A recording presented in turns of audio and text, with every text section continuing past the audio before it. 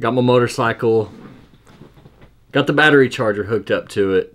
I've decided it's come to the time to where it's time to sell my motorcycle. I bought it over 8 years ago on my birthday in 2010. It's an Iron 883. It's a little Sportster, flat black, and then I've done a lot to it. Done ape hangers, forward controls, stage 2 conversion, Vance & Hines short shots, pipes, put a Roland Sands designed breather on it, black diamond collection, hand grips, gas cap, pegs, sissy bar pad. I think I've already said forward controls.